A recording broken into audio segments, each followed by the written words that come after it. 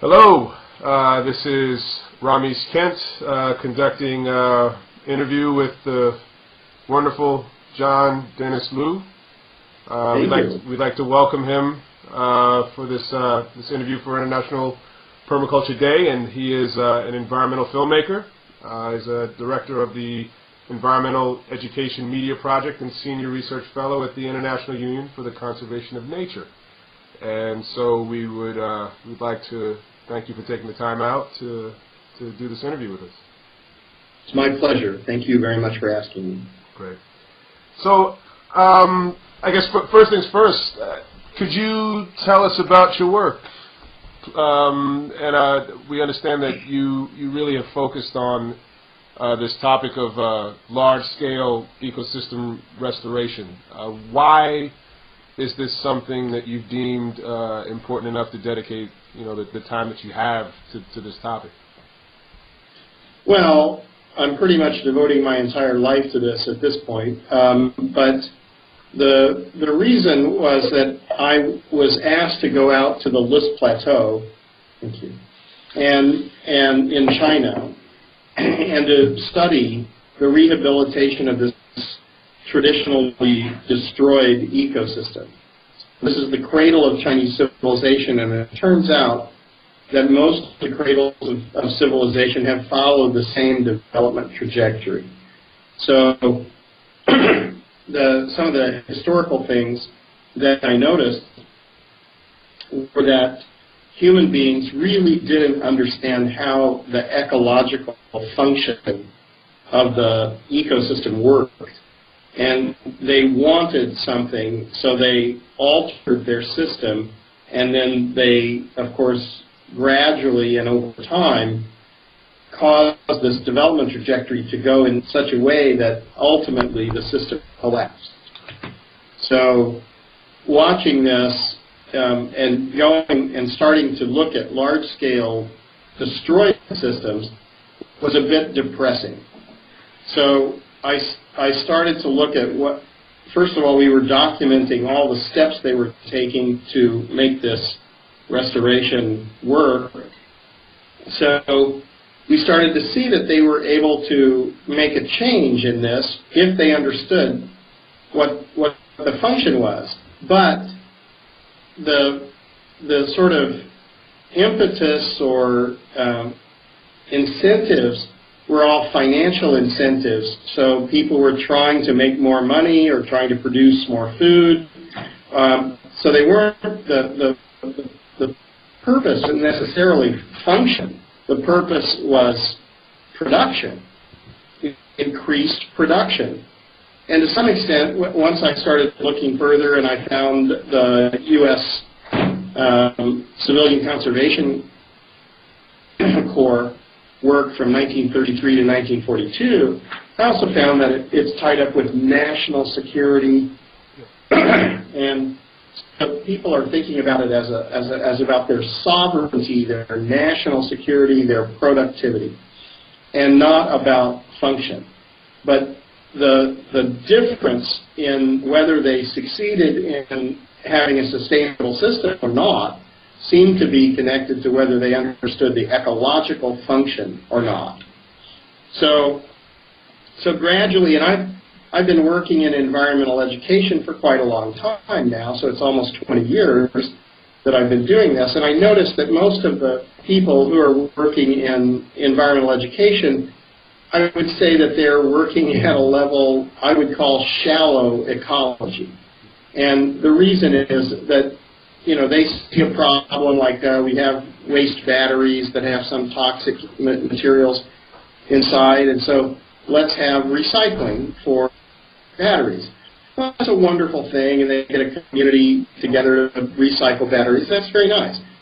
But nothing fundamentally changes. Those batteries are being produced in a factory. There's mines and chemical plants which are pumping out chemical pollutants, and nothing really changes. So I started to notice that the difference between shallow ecology and deep ecology, that deep ecology has the emphasis on how the natural earth systems are functioning, and that our relationship as human beings, as a species, to the ecological systems is what's wrong.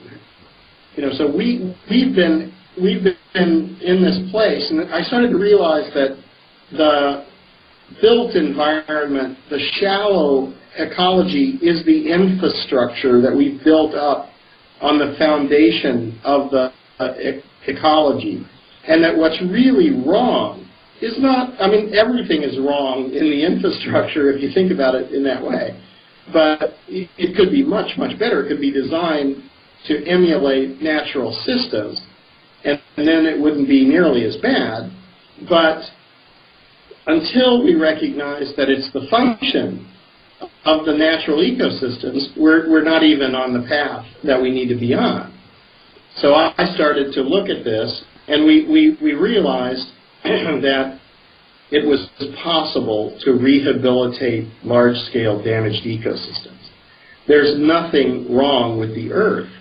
The problem is the human beings, and that we don't understand how the systems are functioning, and so we act as if we could do whatever we want, but you can't if you do this.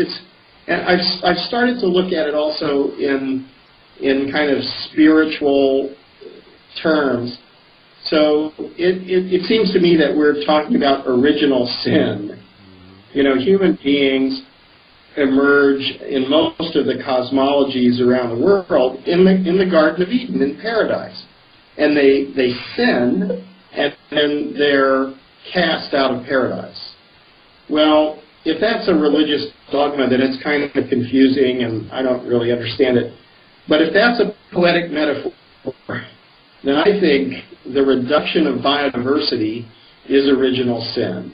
Because the reduction of biodiversity leads to the reduction of biomass, which leads to the reduction in the accumulation of organic matter. Then we've lost photosynthesis, we've reduced gas exchange, we've altered nutrient recycling and nutrient release, we've destroyed the microbiologic communities, and we've massively altered infiltration and retention of rainfall, which is the natural regulation of hydrology, weather, and climate.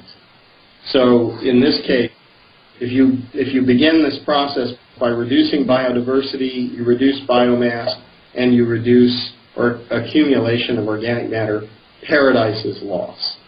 So I've come to believe that we as human beings have a responsibility to come to grips with what's going on. We're not here to go shopping. We're not here to, just play about. We're part of a genetic line since the beginning of time, and if we understand the profound role that we play, then we should take a very serious look at this. So that's basically why I do what I do. So I think that's a really great segue into the next question, which I think is sort of a response to the problem, a very practical, functional response to the problem you just described. So how do you see permaculture relating to this topic of large-scale ecosystem restoration? What could permaculture add to the restoration field, and vice versa? Well, I think permaculture is what my understanding after meeting you and Jeff Loughton and talking with Tony Rinaldo and some other people, the thing that I think is happening here is that we're at this moment in human history where it's an evolutionary leap that human consciousness must make. And this is it's a dangerous moment in human history. You can see that with climate change, desertification, food insecurity, conflict. You can see all the dangers all around. But it's also a time of great opportunity, because it means that the new era of understanding and human development is emerging at this time. So of course there will be turmoil. It's not possible probably to go through this without that. But there are different levels of understanding, and there are different levels of ego and different levels of manipulation and different levels of power. So what the permaculture people, I think, are doing are they're recognizing some fundamental truths. And as I've been looking at this, there's nothing more fundamental than soil microbes, fertility. You know, if I look at the work of Rudolf Steiner, going back to 1927, and if you look at what the biodynamic agriculturalists are doing, the organic movement, and now I think there's a sense that human beings have failed in their responsibility to the earth systems, to other species, to soil organisms, to fertility. We've turned our back on these things and tried to deny them, but it's impossible to deny them. These are natural laws. So if you deny them, then ultimately you'll pay the price. So we're, as a society and as a species, and sadly other species are affected as well, we're paying the price for our ignorance and our greed. But the permaculturalists, to a large degree, have recognized this. And they see that they have not only a responsibility, but a power to alter this. So if you can go into Jordan and you can see salt on the top of the soil, and if you do nothing, it's impossible for anything to grow there. So if you change the criteria, and maybe that's site a ridge line and dig a swale and fill it with organic material and infiltrate water in a deep trench there filled with organic materials, suddenly you get a completely different result, because you have microbial communities living beneath in an organic layer of soils, living soils. Once you have vegetation there, you have a microclimate. You have infiltration of water up into the biomass. And so all of these things change. Now, if I look at that, I think, that's wonderful. Isn't that wonderful? Now, if we all do this in our backyard, that's really good. But it's also completely insufficient to the problem that we have around the world. So what I've been envisioning now is that as a species and as a society, humanity must really have this evolutionary spurt. And in this evolutionary spurt, our governance systems, our economic systems, they're going to have to change. They're going to have to recognize. I mean, probably the strongest thing that I've seen lately, or the thing I've been concentrating on after I began to understand the biophysical aspects. So I think many of the things that permaculturalists are talking about, I can sort of understand, because I went through the process of considering, well, what's going on with these systems? And I looked at the degraded systems, and then I went to many countries around the world. I'm here in Brazil. We've been looking at the Mata Atlantica rainforest. I've been in Borneo and in Bolivia and in Ecuador and Mexico and in the Congo region and Sahelian region and Mongolia and all over the world. So in looking at the intact systems and looking at the degraded systems, I've seen what's the difference. So it's really this huge accumulation of organic materials and the symbiotic relationships between companion plants. There are no monocultures. There are no exposed soils. natural systems. There's no constant bombarding of the surface of the Earth with UV radiation, and it just doesn't happen. So, gradually, when you start to see nature has manipulated the situation. Biological life is not stupid. It's thinking. It's sentient. It's colonizing everything in order to maintain an atmosphere and to maintain a hydrological cycle. So, we're the stupid species that live without air, live without water. So, the stupidity of it is it's one of those things where it's such a stupid thing that it's hilarious, to even consider it. But now if you have the pontificating, as if I love it, the sort of things that are going on with Wall Street or all this. They're acting like they know what's going on. The reality is they don't know what's going on. They have an economy which is not real.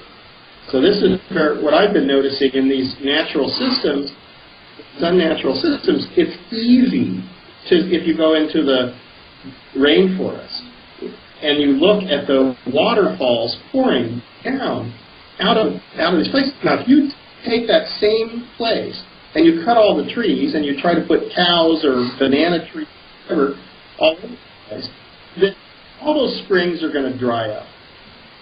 All that is going to turn dry.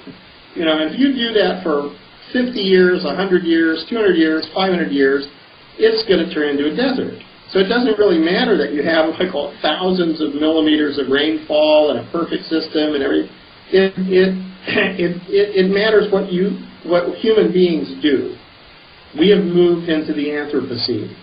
So we are now so powerful. So we have to become conscious, because we can't do this. We'll die. So it's just, you won't be able to survive if we don't have, and we now have 7 billion people. And we're adding 1 billion people every 12 years, approximately. So if we don't come to grips with these issues, then we'll just end it. Now, life is going on for billions of years. Why should it end now? It's silly that we would act in this way. So we have a responsibility. We must act. And what I've seen is that we're embedding certain mistakes.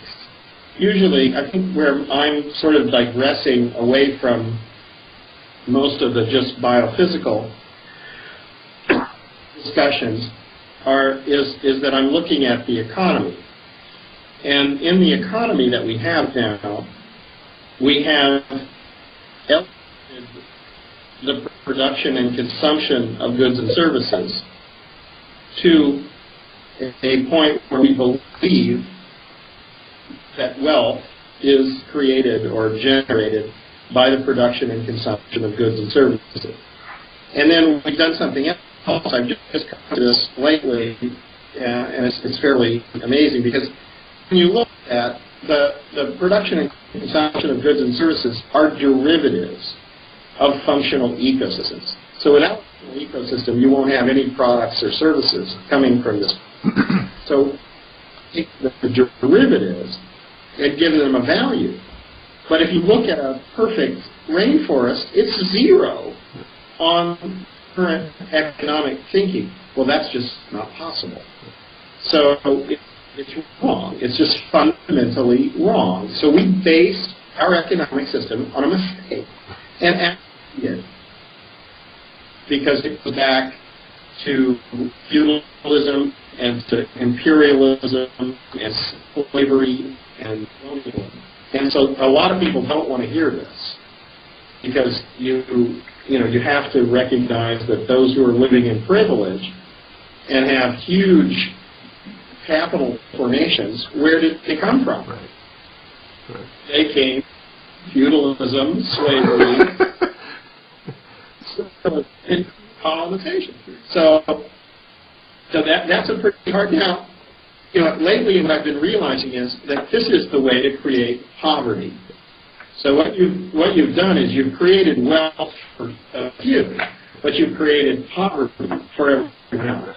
Now, if you understand that the natural ecological function is vastly more valuable than the production and consumption of goods and services, then actually the people we now say are poor are not really poor. Right. They're really poor. They're poor because they don't produce and consume industrial things. And then you have that level of abstraction that we've come to where the derivatives are more valuable than the source, which is impossible. But then you come to a second level of abstraction, which is what's going on now, which is a kind of speculation of financial instruments. So this is actually nothing. So there's nothing made, nothing produced, nothing bought and sold, except trading on the margin between what a buyer and a seller is willing to pay for nothing. So we're now turning that into billions and trillions. I mean, that's probably the largest part of the economy now. Yeah. So we've gone into this massive fantasy world of, a person actually works and does things, and it's nothing, or he protects the natural ecosystem function, and he's poor and nothing, and someone who degrades the system, extracts things, he makes money, but he doesn't make that much money.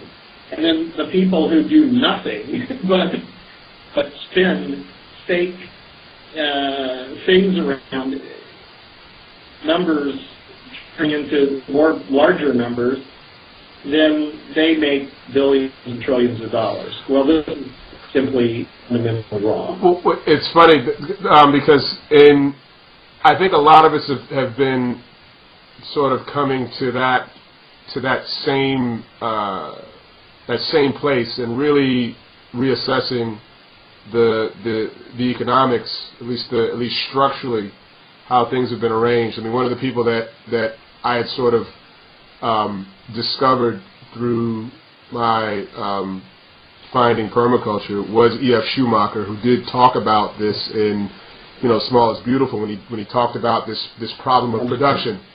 But another person that I think also talked about this, and I think he really beautifully really encapsulated this whole thing in a quote that I just I picked up Masanobu Fukuoka's latest book, where he talks about reviving drylands, deserts, and he said we are the octopus congratulating itself for becoming fat from eating its own legs.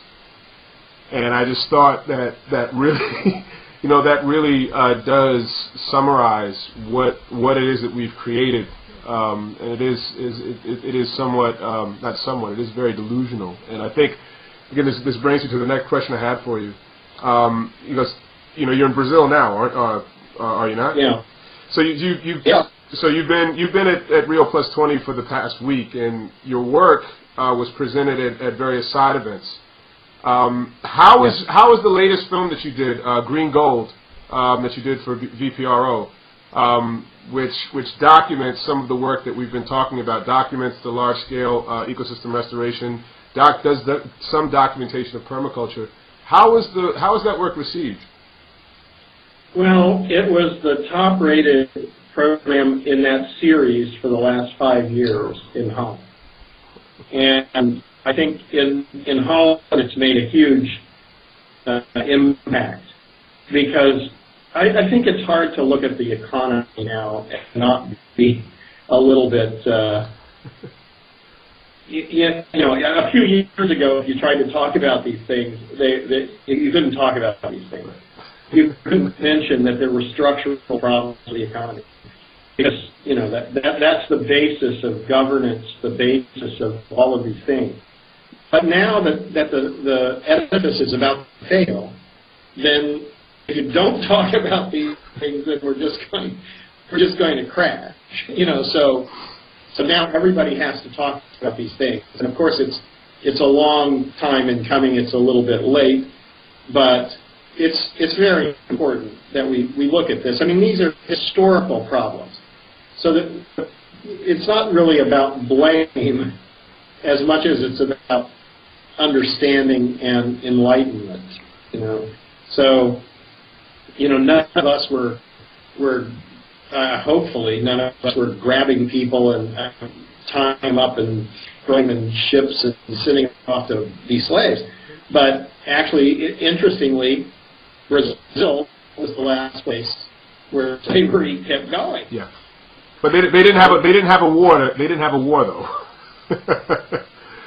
Yeah, they didn't have. What? They didn't have a war to end it like we did. Oh no! Yeah, well, they didn't need one. They didn't need one. No, I guess not. But they kept going for a lot longer, and I mean, even the Dutch. Yeah. The Dutch bought the forts along the coast of Mali from the British when the British repudiated their behavior. So, but anyway, that all shows that there is an evolution. It works, so that human beings people who were trading in slaves and for generations suddenly said, well, that's not right. Okay, that's good. Now you've come to that conclusion. That's not right. Right. But all the big concentrations of capital are from this. Now you have all that.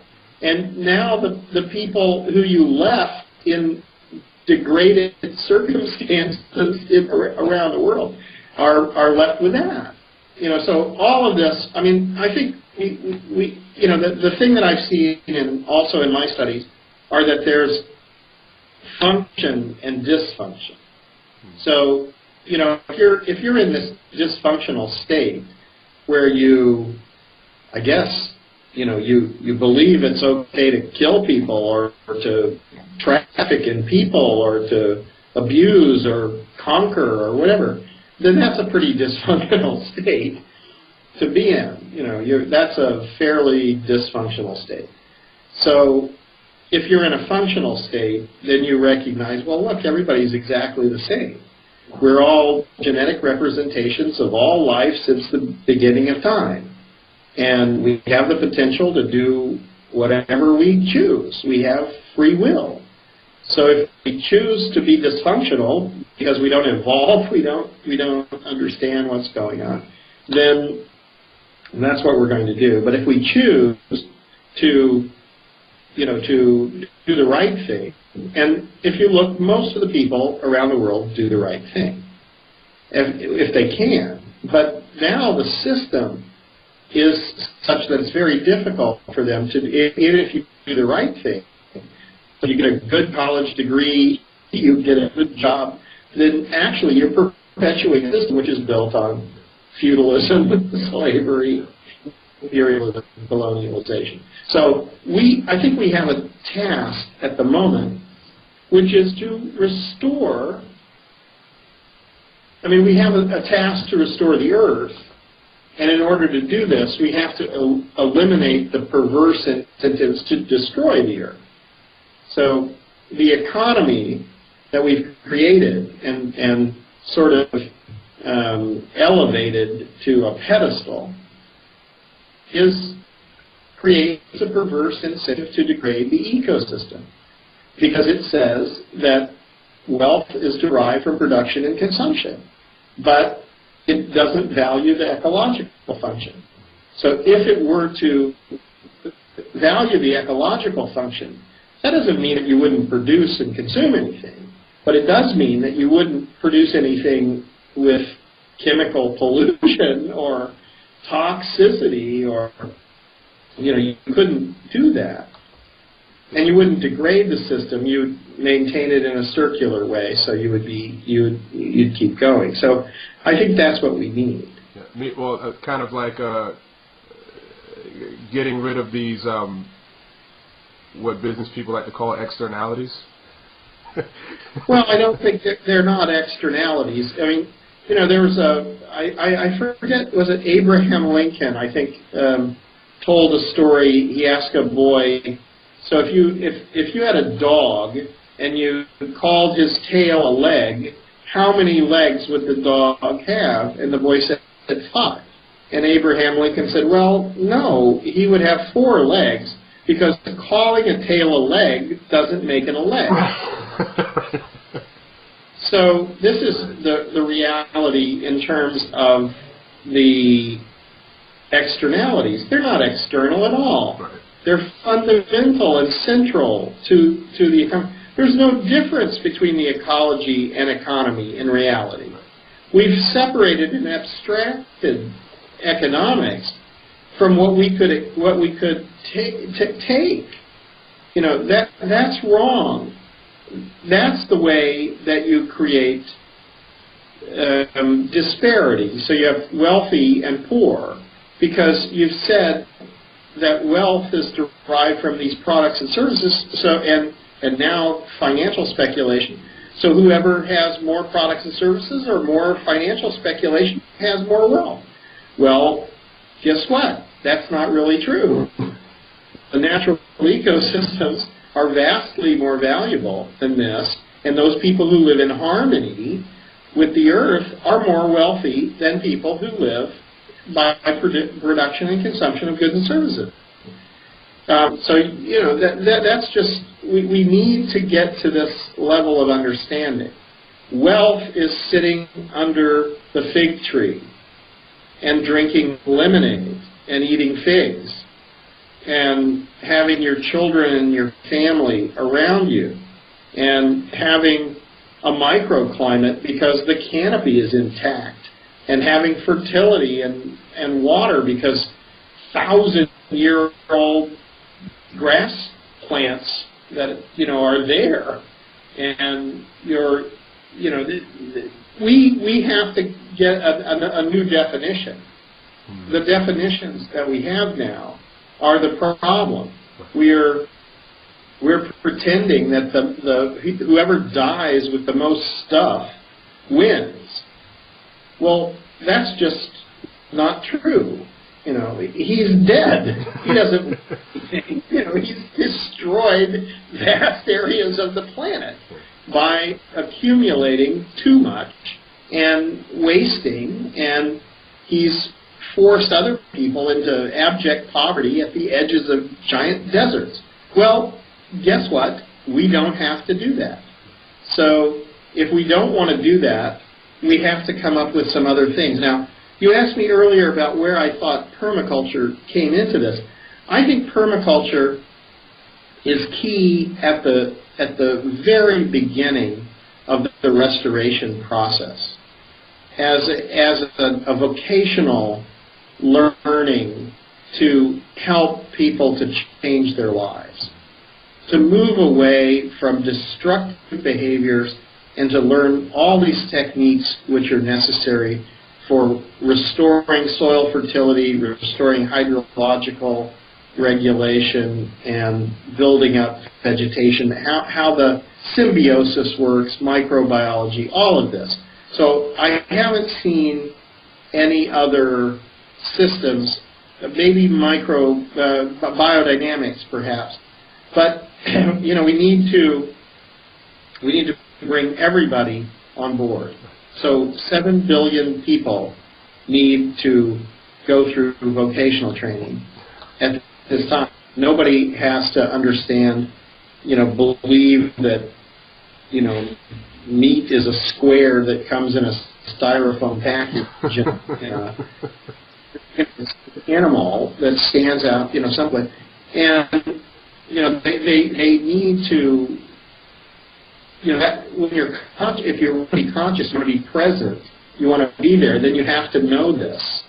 So we need to know this. We need to know these things, and we're living for a few more years or decades or days or moments, you know. I mean, how long? We don't know. How long we will survive. But in our lives, we need to be present. And then we're living. So if we're confused about these things, we're not there. Well, Sorry. No problem.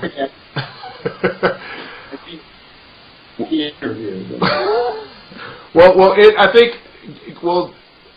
given the events of the past week and given your experience in doing this, what do you see as being the general view of restoration practices within the development field? I mean, do you see...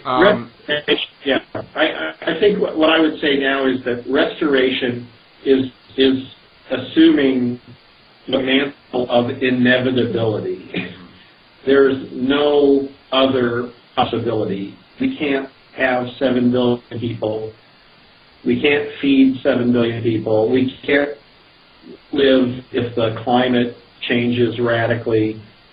The hydrological cycle is destroyed over vast areas. It's not a possibility. So restoration is now inevitable.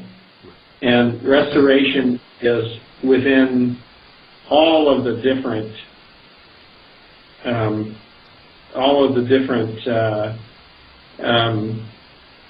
conventions. So the Convention on Biodiversity, the Convention on Combating Desertification, Convention on Climate Change. They all contain this. The Bonn Challenge, which came out in September, suggests that you can regenerate about 150 million hectares, or made a political target to restore 150 million hectares in the next 10 years. So there is a movement in this way, and this is coming from nobody talking about it at all. So I think, you know, it was a very rare thing that restoration came up. Now restoration is everywhere. So I think we have to keep that momentum going, and we have to do something. We have to realize. I think what I've seen is that it's possible to rehabilitate large-scale damaged ecosystems. That doesn't mean that it's easy to rehabilitate large-scale damaged ecosystems, but it is possible. So and what's interesting is that at scale, some of the things become a little bit easier, and especially in terms of policy. When you talk about these policies, so if we get global understanding that it's possible to rehabilitate large-scale damaged ecosystems, that's going to be easier to deal with than trying to deal with individual regions or individual countries or, you know, individual watersheds. So I mean, if you go from watershed to watershed and you try to do this, well, you don't have enough time, first of all. We need, and once you create that global understanding, then everybody will do it. All the countries, you know, right. It won't be, you know, so it'll be a lot easier than trying to convince one by one each country to do it. But of course, we need leaders, and I think that's why it's interesting. And we also have to see that it isn't about national security. It isn't about your own country. It's about ecological function on a planetary scale. We need to act as a species on a planetary scale to restore ecological function to the entire planet. Right. And this is actually doable. But in order to do this, you have to understand it. And you also have to get to a point where certain things which are now, not really considered are considered. So we started talking about the economy, and that built up over several hundred years, the sort of neoclassical economic thinking, and then you couldn't talk about it. You couldn't say, well, there might be another way, or what about this? You just had to accept it. But it's unacceptable. Right. So how are you going to accept it? So you can't accept it. We understand that you really have focused on this topic of large-scale ecosystem restoration. Why is this something that you've deemed important enough to dedicate, the time that you have to this topic?